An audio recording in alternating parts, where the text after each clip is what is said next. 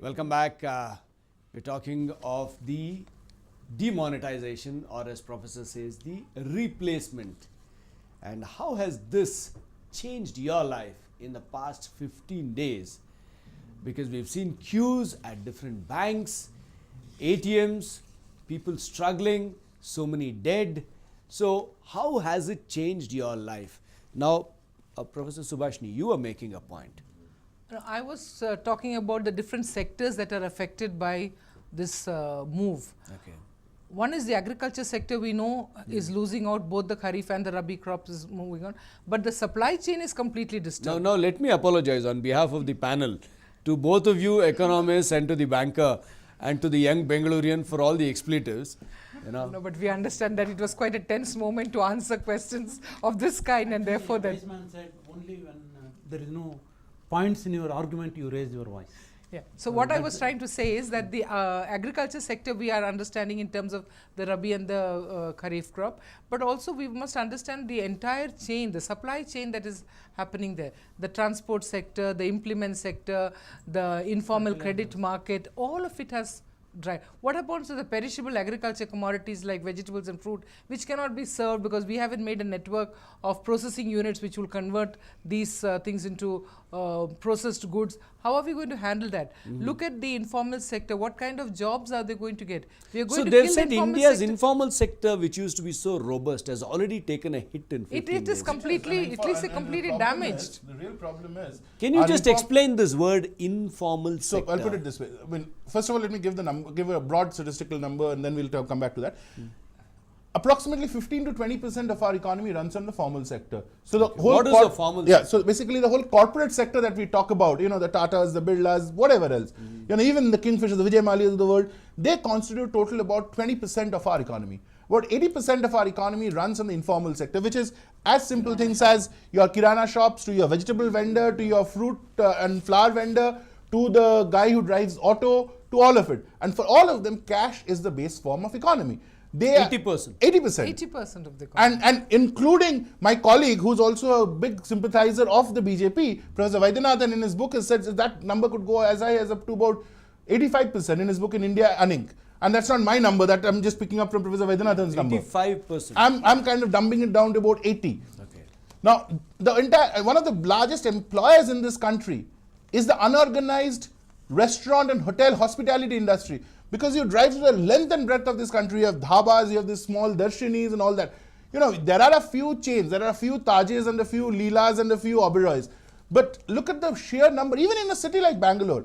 Look at it. There are these 5-star hotels, there are some chain restaurants. You have smaller darshanis and so many of these. And all of that. They all roadside eateries. Roadside eateries, more than the darshanis. What happes to these roadside eateries? And I'll give you a these young classic boys example. are selling something, At night, some fruits they are selling, they're give you a receiving simple something. thing. At night, if you're coming back from the airport, just when you come down the Makery Circle underpass, literally in the underpass, from around 11:30 till about 1 o'clock in the morning, there are 4 or 5 guys standing there and selling tea, coffee, boiled eggs, biscuits. Over the last 15 days, you will not see them because their economy entirely runs on cash or credit. And there is a limit to the credit that you can get. And for them to buy a POS, that point of sale machine, does not work. For that, they have to invest money now. Now, where did Who's they get that pay money? that? So they're already hit? They're very badly hit. They're very badly hit. So what is the cascading effect on the economy? So it's a very long-term effect that we are kind of creating in this whole thing, that, you know, we should have prepared. Let me put it this way. In some sense, if this move is towards going to, I think, you know, one of the things that all of us should realize that nobody in this country is against unaccounted for income, or so-called black income, black money. I think that's you know, a complete tautology that, you know, that is a guaranteed thing that we don't have to think about that. But I think, you know, and I'll put it from this perspective. Now, I was using the emergency example, and that's where the cascading effect will become worse. Is how long are we going to hark back on the past? You know, generation after generation, political party after political party, doesn't matter whether it's a Congress or the BJP or the JDS or, you know, the SP, Aam Aadmi, everybody. We keep on talking about how much money is stacked in, you know, Swiss banks and how much money is there in the black economy. For once, and I'm sure people like her will appreciate that, for once, can we say, let the past be past. Let's get out of that. Let's write all that off. let's start with a clean slate but we create a mechanism such that tomorrow there is no more addition to this generation of generation. black. Number one, and on top of that, if I have stacked income which is unaccounted for, if I then bring it back into the system, I will automatically get caught. Now, that means that even if you have 10,000 crores of assets with you, there's no way you can use it. So that asset is as good as useless. Instead of doing all this rhetoric, instead of fighting all of this, instead of wasting public exchequer money, look at the amount of ads and things that we've been running on all of this across the board. Can we, for a change, take stock of that and say, okay, this is a, kind of a dead end, forget about it, we've not got it. Chances are we'll probably not get it. Even if we get it, we'll get a very minuscule amount, doesn't really worth the cost. In a pure economic or finance perspective, we'll say the cost benefit analysis does not show it to be positive, the NPV is negative, why do I bother about it? But let me start afresh and look at it, on a fresh thing. And I keep on saying, and we have this undue tendency of harking back, 30 years back this happened, for 50 years back this happened. India has moved on. India today is not the India of 1960s or 1970s. Today's India is completely different. India for them is different from we have probably lived through the biggest turnaround in India, and India for them is a completely different India than what our parents had. And we have to accept that and we have to move on. Absolutely. Let me just also understand this. With this conversion that we have allowed of old notes into new notes, did the government anticipate that there would have been a black market that has come out in that conversion market, and you are having regular people who were giving There's a black market in the conversion market. And not only that, people who were used to giving bribes, say to the vendor is paying some policeman some bribe, and little bribes that way. These bribe givers have now become bribe takers. What have we done? Did we anticipate something like this to happen in a society? Have we caught the moral fabric of a society where we have taught these poor people to stand in line and exchange it for someone and give the white money to that and take a commission of 40%, which is not something that we anticipate at all. Suddenly everybody's become an agent and is benefiting from Yeah. that. Interestingly, all the business people will tell you, this is something, and as a banker he will tell you, this is a scenario that we've seen in the 80s and the 90s, when 1 rupee, 2 rupee denominations were important. And the number of 1 rupee and 2 rupees in circulation were less. So, you would actually go and take, pay a premium, indirectly, pay a premium to the bank or premium to their small time vendors to stand in the queue, or even to exchange 100 rupee for 100 1 rupee notes. Yes. So we've gone back 30 years. Let me just add to what Professor is saying. I have been telling that instead of taking a knee-jerk step by Modi in the replacement of notes, proper planning should have gone. That's what we are. Instead of, I think. Let me complete. I think they wanted to encash on that brand of that surgical strike. Whatever they did in Kashmir, they wanted to get the effect across the country. No, but sir, ma'am, just 1 minute. But to give credit to the government is to partially.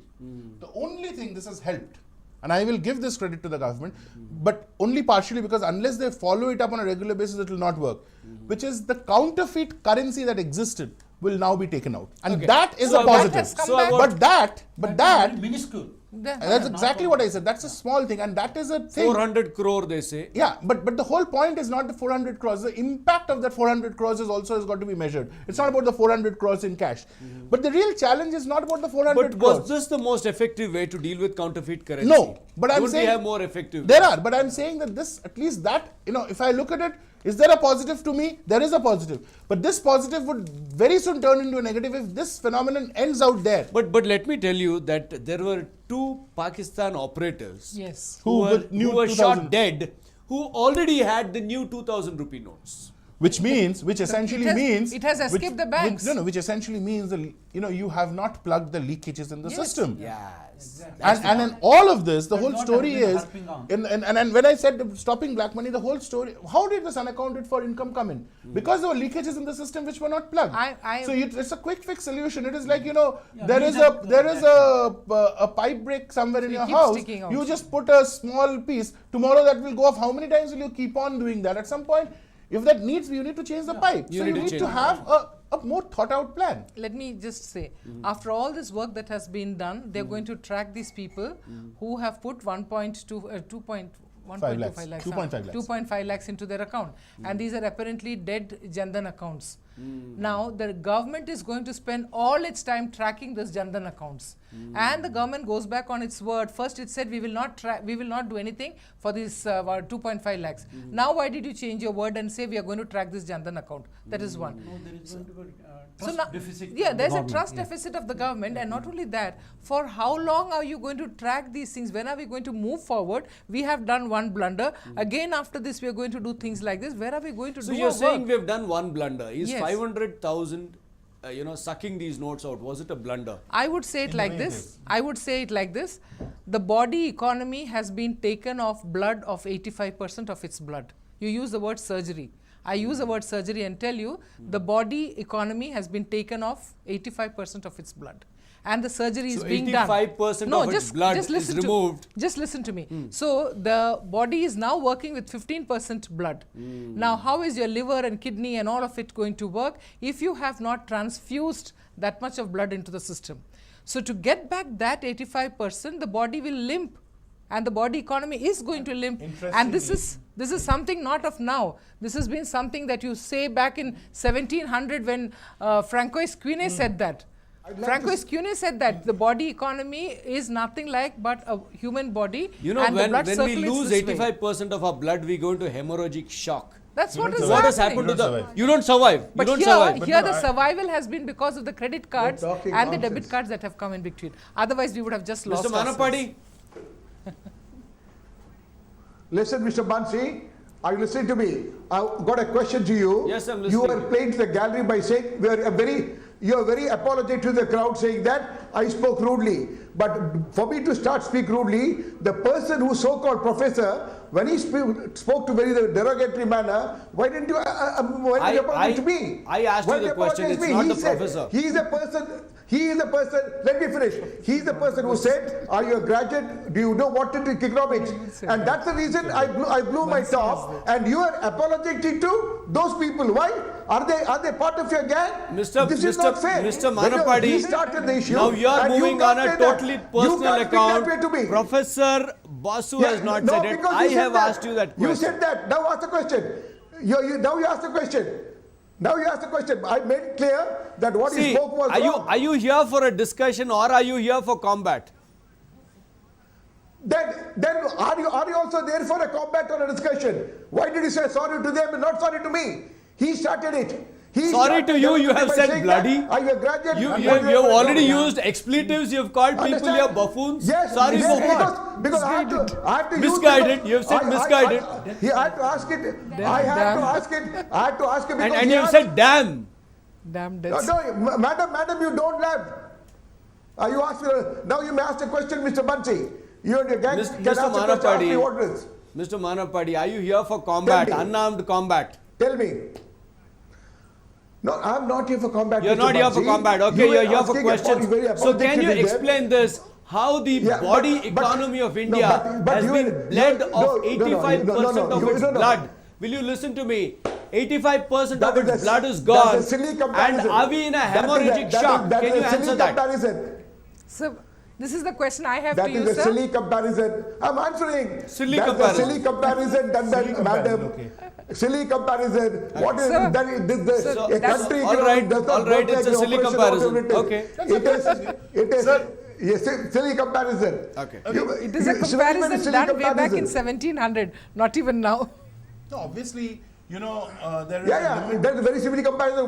What is happening, as the other professor said, that counterfeit note has been sucked out. Yes, it's burnt out. And it is not 400 notice. That's about 8 lakh crore has been cut off from the circulation that would have come to this country.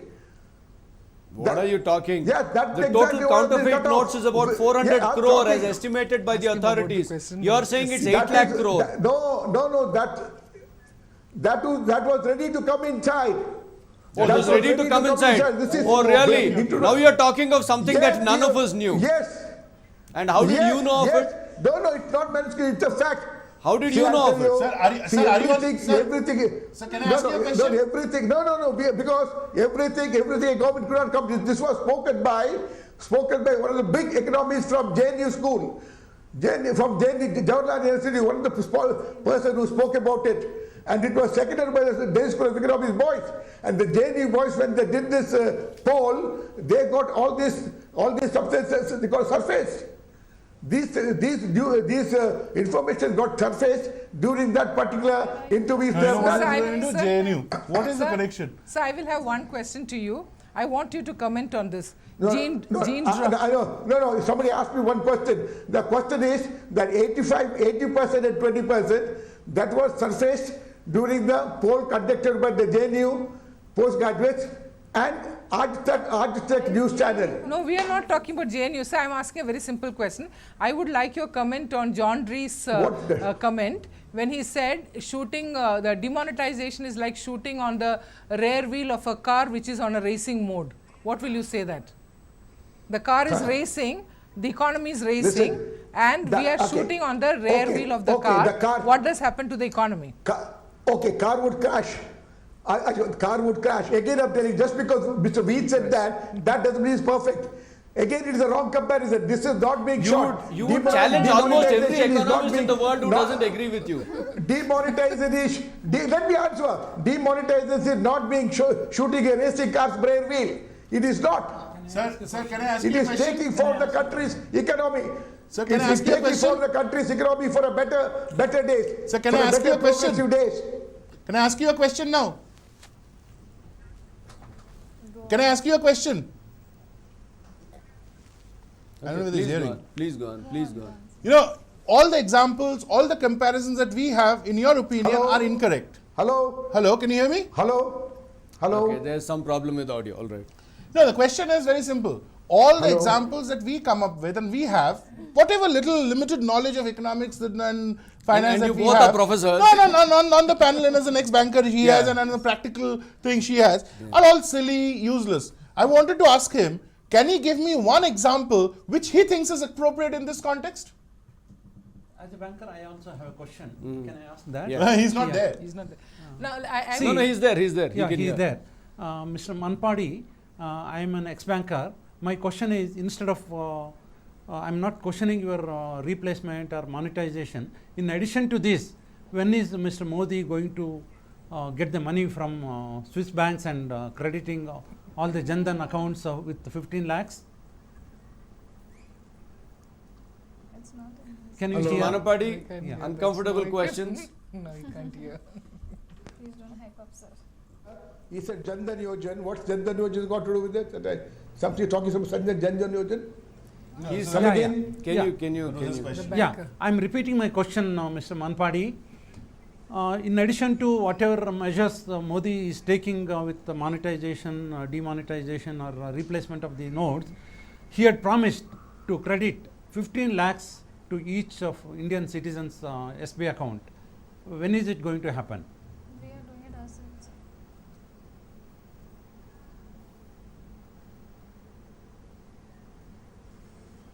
Have you heard my question or you want me to repeat? Hello? Okay, there's some audio issue. Yeah. So, Hello? if we can go into the last part of the discussion, we are into the last few minutes. We have about 6-7 minutes. How would you sum up? Would you said this demonetization is a blunder. What could they have done if there was black money? I mean, all of us know there is black money. There is. If you want to deal with black money, what else could you have done more effectively? I would. The route. We'll go to the economists, then we'll come to the finance. Okay, sure. Okay. I would have understood it this way. This corruption is an institutional problem. Okay. Institutional because we don't Corruption have... generates black money. No, institution here means there are norms, there are cultures, there are systems, there are ways in which we have incorporated black money into our system. Those days it was bakshish de do. You know, this guy comes to do something, so out of our goodness, we would give him some cash. But that became a demand, and now we say, the guy says, no, I have done it for you, I will do it for you only if you give me a bribe. Right. So bribe has become a part of our institutional structure. Okay. So bribe is purely black money. Yeah, bribe is generated, it generates black money. Okay. The other generation is by not accounting for the manufactured goods in the economy. So if a factory produces 100 units, say 60 units are accounted for, 40 units goes into the market without being paid the tax that is due for. So we are generating black money that way. Then of course we have the bureaucracy, which is an excess with these things, where the bureaucracy's job is to give licenses. As long as we have the power given to the bureaucracy, which is of discrimination nature because it is a monopoly. Bureaucracy is a monopoly. And as long as monopoly works, you're going to have discretionary powers. Okay. So the bigger the government, the more the discretionary powers, more discretionary powers, more the chance to make black money. So unless we remove that element, unless we remove the generation of black money, yes, black money will not stop. stop. By removing 500 and 1000, That's not you going can to solve generate the black problem. money with 2000 rupees. It will, because it becomes easy to save now. It's easy to keep It is easy to 2000 save rupees. now with 2000 rupees than with 1000 rupees. The interesting thing that we are not accounting for in all of this is, you know, if you want to stop black money, we also need to stop being a nation of hypocrites. Fundamentally, we're a nation of hypocrites. And all of this leads to the fact that people ask for unaccountable for income. I'll tell you, take a very simple example. The police constable on the road in Bangalore. Yes, he still takes. How much does he takes? But Yeah. you know, before we criticize him, What is the how salary he much gets? does he earn Yeah. today? You will pay him 18 or 10,000, 22,000. 20,000, Living right? in a city like Living this. in a city like this, and these are people who typically come from the lower economic strata of the society, which means their family sizes are large. Okay, but Professor, here you're going away into a different area. No. But I'm saying because of that, this guy needs to sustain. So what does he do? He has to take cash from the truck fellow, $10, $100, whatever the cost is. If I park in a wrong area, and we also, and as a system, I think we also need to That's own what up I to said. that. That's what So, I said. so I want to ask you, That's why it's an is institutionalized 2000 behavior. now generating black money? It will. Or has will. it stopped? It will. It It will. will. Now we have fresh new 2000 Yes. currency notes hot from the mint. And Has people- black money generation stopped? The It will only only thing increase. that has happened, the only thing in my opinion that has happened in the last 15 days and probably will happen over the next 40 days, and then it will go back to I don't know where, is the rate of generation has come down. And that is not because the intent has gone down. That's because the availability of the 2000 rupee note has come down. So the moment you have the normalcy in notes, moment the supply side balances up, it will today, you know, if you pull out any of our wallets, you'll probably get one 2000 rupee note. Whereas 5 days back or 2 weeks back, you could have got 5 1000 rupee notes. So it's a supply side constraint that is creating it. okay. But so also the I have a little question here. so the easier way to deal with black money is to stop bribery. Let me Is put to it make this way. systems more Let- let- transparent. That means we need to have more systems. No. in Let place. me put it this way. And then this is important in the you know, anybody in the government, and she did mention of the bureaucracy. There are 3 words in the government which, in my opinion, is the core of all this problem. Through proper channel. Yes. Any file that you need to move has to move through the so-called through proper channel. As an ex-nationalized banker, you would know that. What is the problem? And what did the government do on the 8th of November morning? Through an ordinance said that no central government, and therefore the states will now emulate the same thing, can be prosecuted by the prosecution agencies So what does that mean? without prior approval of the competent authority. Who's the competent authority? My boss. So So why that would- through proper channel essentially goes back to the same thing. So So if we why are are we really protect- serious, so this was in my opinion done for other reasons. But if we are really What were serious, the other reasons? in all So likelihood, so if the intention of this entire sucking out 500,000 no, was, sucking out 500,000 and I'm talking about the ordinance. The ordinance was Replacement. brought in for something else in my opinion. yeah, so what is the other reason? For what? For the sucking out? Yeah, sucking out and I whatever mean, is I think it also had an image building because you already It was- said it that was you have a basically- black no, money, there- you want there to are two- remove so it. Modi was therefore- looking at image building. There are Yes, two things in my opinion. Because I am sure as a Prime Minister of the country, he has access to the best of the economists, left and right economists and center economists to know what this policy was. In the basic It point, would have no, happened. No. But The thing as you for look some at it, political mileage, this was done in a hurry you please without remember- So it's adequate not the issue of black money alone. no, it is like this. because if it was black money, why will they bring 2,000 rupees? no, That Yes, was your that's what question. I'm- The issue to me was something much else. easier now. It's much easier now. much easier, of course, Even a young Bengalurian understands. It's much easier now. The issue is very simple. Yeah. Okay. Issue is very simple. One, Mr. Modi is known and given to political grandstanding. There is no way we can disassociate that. not just as the Prime Minister, even as the Chief Minister of Gujarat, he's always been known to doing this political grandstanding. And this was a perfect political grandstanding opportunity. If it succeeded, he would have really made it. I mean, it's unfortunate it did not. What did it do also? He also wanted to go after, see, UP elections is very important for him. He wanted to go after the UP elections. And who are the people in UP in power and therefore have access to cash on the ground there?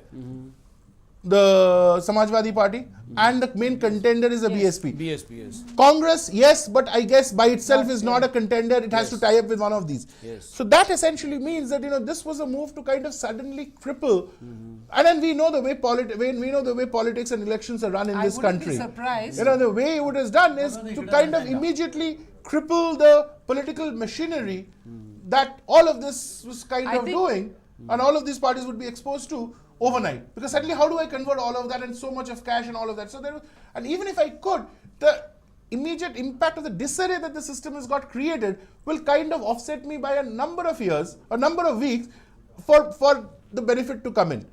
Now, the unfortunate part is that has happened is the implementation part has been so pathetic, and I can't find a better word to say, so pathetic, that suddenly whatever benefit from a political grandstanding was there is going to get lost very soon on the ground, and maybe this thing then kind of backfires.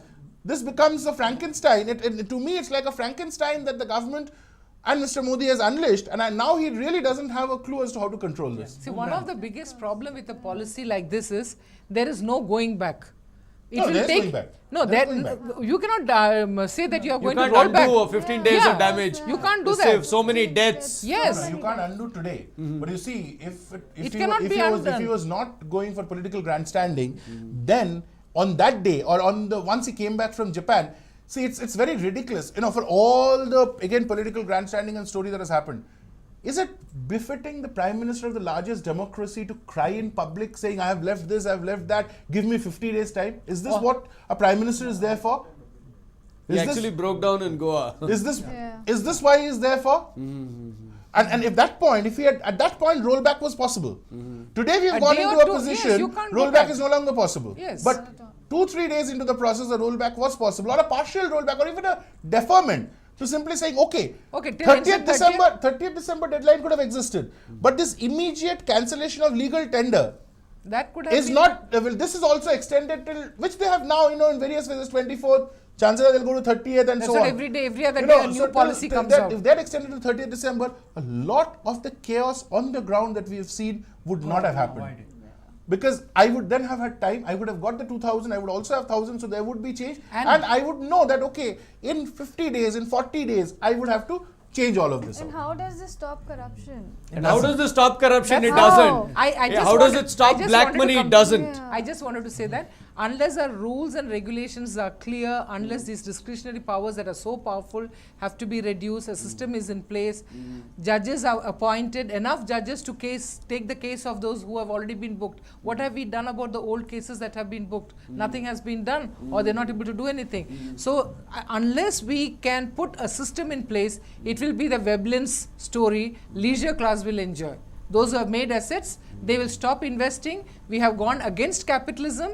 What we should have done is to go for capitalism. We are going against capitalism because these rich people who have assets, they will now not invest anything, and they will continue to enjoy the benefits of what they have invested. Okay. So finally, has Mr. Manapadi changed your mind that it was a good thing that you should join the 80%? Not me. Okay. As simple as that. I think I stand by my economics and I studied. Okay, professor in economics, professor in finance, both stand by their point. Of course I stand Aam by Aadmi, my Aam Aadmi, young Bengalurian says no, she stands by her, by what she believes. Pruning the branches Okay. of corruption, he should have gone to the root of corruption, starting with corruption at the. But which branch of corruption is he pruning through this? But also corruption is a only part Okay, of... nothing has been pruned. Corruption is also we part of society. That's another so- problem. So we come to the very end of this program. A lot of anger. People very upset on the streets that this problem has continued for 15 days. And it is much worse now than it was then on day one, when there was so much of euphoria about this demonetization. How long will it continue? How many more deaths will it take for the government to really see the problem and respond to it effectively? These are questions before us. On the other side is a News 9 special. Stay tuned.